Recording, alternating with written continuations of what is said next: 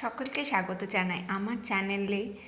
সকাল সকাল ঘুম থেকে উঠে পড়েছি জলদি জলদি, আর ঘুম থেকে উঠে একদম সোয়েটার পরে নিচ্ছি। সোয়েটার পরেই প্রার্থনা করব।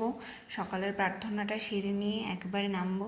আর ঘর থেকে আওয়াজ পাচ্ছিলাম বাজনার। কেন?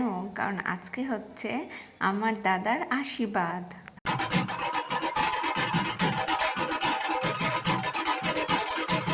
আর এরপরেই স্নান করে সুন্দর করে রেডি হতে বসে পড়েছিলাম, তাড়াতাড়ি রেডি হচ্ছিলাম।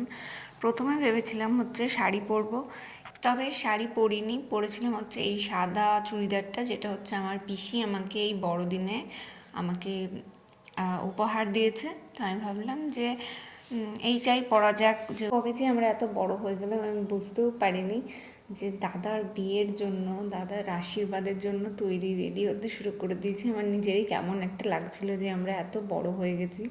আমি দাদাকেও জিজ্ঞেস করছিলাম যে বল তোর কেমন লাগছে। ও আমাকে বলছিল আমার খুব লজ্জা করছে। তবে আমার খুব ভালোই লাগছিল যে ছোটোবেলা থেকে সবসময় এই পাড়ার দাদা, জেঠু দাদা এমন দিদি সবার বিয়ে খেয়ে এসেছি। নিজের দাদার এরকমভাবে বিয়ে আমার খুবই খুশি লাগছিল, খুবই ভালো লাগছিল যে আমরা এত বড় হয়ে গেছি।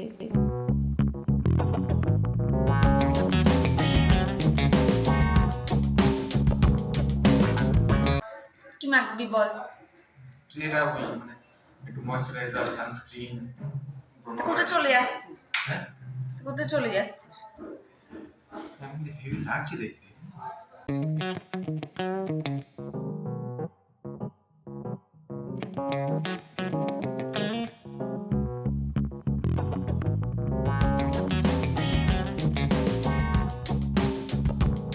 রেডি হয়ে বাড়ির নিচে সবাই নেমে পড়েছিলাম, আর যতজন যাবে সকলে চলে এসেছিলো রেডি হয়ে, গাড়িও চলে এসেছিলো। আমরা বাড়ির নিচে একটু অপেক্ষা করছিলাম, তারপর কিছু ফটো একটু তুললাম সবাই মিলে, আর তারপর গাড়িতে উঠে পড়লাম যে যার মতো।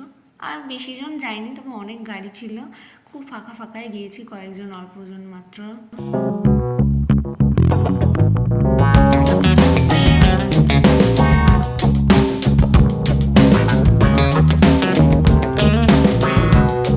পাত্রীপক্ষের বাড়ি যেহেতু খুবই কাছে, মানে আমাদের বাড়ির থেকে পাত্রীপক্ষের বাড়ি হাঁটা পথ 5 থেকে 10 মিনিট, খুবই কাছে। কিন্তু যেহেতু আমরা গাড়ি করে যাচ্ছিলাম, আর বেশ বিয়ের মতো করে বাজনা নিয়ে সামনে করে অনেকজন মিলে যাচ্ছিলাম, তাই একটু যেন সময় লাগে সেই মতোই।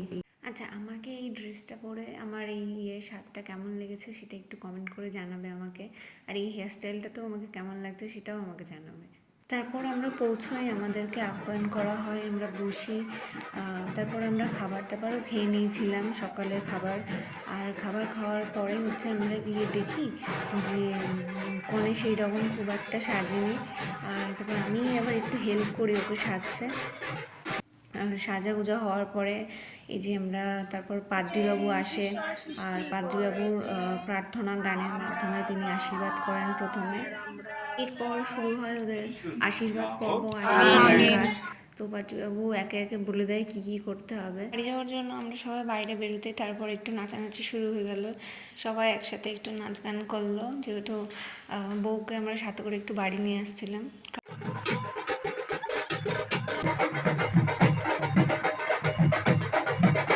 সেরকম ভালো করে গুছিয়ে ভিডিওটা করতে পারিনি, পরের ভিডিওগুলো আবার আপনাদের সাথে শেয়ার করব, দেখতে থাকবেন, সাথে থাকবেন।